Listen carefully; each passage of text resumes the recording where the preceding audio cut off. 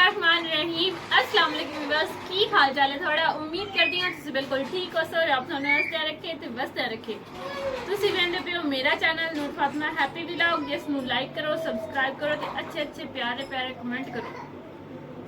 मेरी वीडियो ਨੂੰ शेयर करना बिल्कुल नहीं भूलना बेल आइकन लाजमी प्रेस कर दिया करो ताकि मेरी आने वाली वीडियो का नोटिफिकेशन सब तो पहले थोड़े को आवे ते मक्खियां मैंने बड़ा परेशान की खलियन भी बस कल 12 रबी वाला आई तो उसकी असा न्याज बनाई हुई है तो बर्तन किचन इतने खिलरे पे हैं मैं अज की किचन की सफाई लेकिन मुड़ भी कोई चीज़ां साफ करने वाली रह गई हैं उन्होंने मैं हूँ करना है साफ मैं पहले चूल्हे साफ किए उसके बाद हूँ मैं करना है चम्मच स्टैंड साफ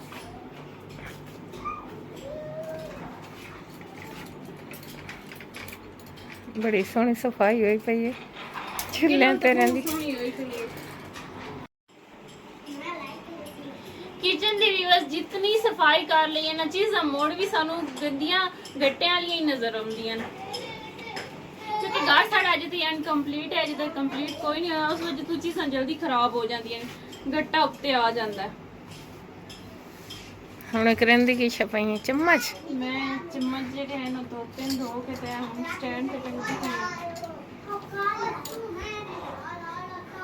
आई मुड़ थकी काई नु बहुत ज्यादा थक गई हूं ਹੁਣ ਅੱਜ ਮੈਨੂੰ ਇੱਕ ਤੁਸੀਂ ਚਾਹ ਦਾ ਕੱਪ ਵੀ ਬਣਾ ਕੇ ਦੇਣਾ ਤੇ ਇੱਕ ਅੰਡਾ ਬੋਇਲ ਕਰਕੇ ਦੇਣਾ ਮੇਰੇ ਪੈਰਾਂ ਨੂੰ ਬੜੀ ਤਕਲੀਫ ਹੈ ਜਿਹੜੇ ਮੇਰੇ ਪੈਰਾਂ ਤੇ ਜ਼ਖਮ ਹੋਏ ਹੋਏ ਤੁਸੀਂ ਤਾਂ ਆਖਿਆ ਵੀ ਮਹਿੰਦੀ ਲਾ ਲਈ ਤੇ ਮਹਿੰਦੀ ਮੈਂ ਤੋੜ ਕੇ ਲਾਇਆ ਨਹੀਂ ਤਾਂ ਹੁਣ ਸੁੱਕੀ ਤੇ ਮੁੜ ਲਾਉਂਗੀ सुबह ला लवी मैं भी यही सोचा कि सुबह ला ले सुबह चनी ओट नु जावना मैं आज भी बस बहुत ज्यादा काम किए इतने ज्यादा काम किए कि मैं आज बहुत ज्यादा थक गई हूँ तो मैं आज कपड़े धोने वाली मशीन भी लाई हुई है नाल में बर्तन जितने छोटे बड़े वॉश करके मैंने अपनी जगह ते मतलब कि रख छोड़े उस तो बाद जो है किचन बिल्कुल मुकम्मल मैं साफ कर ली है ऐ तुसी देख सकते हो बर्तन कितने प्यारे लगते हैं मैंने धोते हुए अगे न धोते हुंदे अंत नाम सही लगदे नहीं मतलब जेडी चीज साफ पई हुई ना वो प्यारी लगदी है गंदी चीज बड़ी प्यारी लगदी पई है किचन बड़ा सोहना बनया होया मैं भावे जितने भी बस काम कर लवा मेरी बाजी में तू कदी खुश नहीं हुई पता नहीं है हर एक इस तरह हर सारियां बाजियां इस तरह नहीं होंगी ते सिर्फ मेरी बाजी इस तरह की ऐ तो नहीं मैं अद्धा काम करके अद्धा छड़ दिता उदा किथे कीता हुन पिछला दा थोड़ा जिहा तू करना पड़ा तो अपना ना ना ना मैं नहीं करना इतना गंदा फ्रिज होया पे है चलो बंदा साफ तो कर ही लेंदा है इस ते केड़ा इतना टाइम लगदा तू जिवें किचन दे विच भी फ्रिज भी शामिल है किचन साफ करना ही तो हुण पूरे पूरे विच सारा ही साफ सफाई है ना कोई नहीं ना हुंदा भाई जिथे बैठा रहे उथे ही बैठा रह गया पर कोई चीज किसे दी तो बंदा कर ही लेंदा सफाई तू सफाई सोहनी करेनी है ता वास्ते मैं आंदी तू कर मैं करा मेरा अपना मेरा आज मेरी तबीयत भी खराब आई तो मैंने मजबूर की रखा काम कर घर गंदा होया पे अंडे तो बना ले मैं अंदरली साइड कर ली साफ कर लइए सारी हर शे किधर रखी नहीं काट के बाहर रखे हैं चलो चंगा किते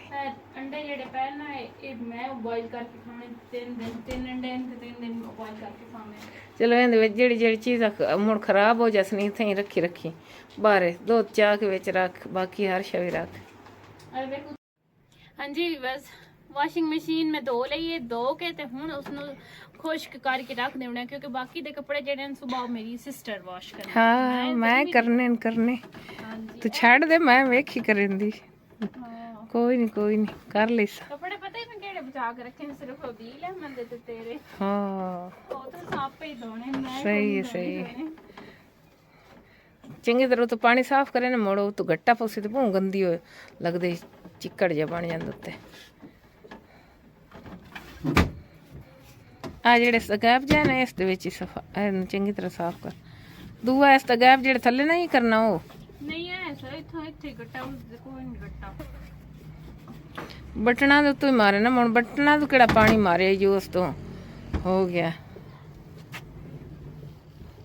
हाय हाय कोई गल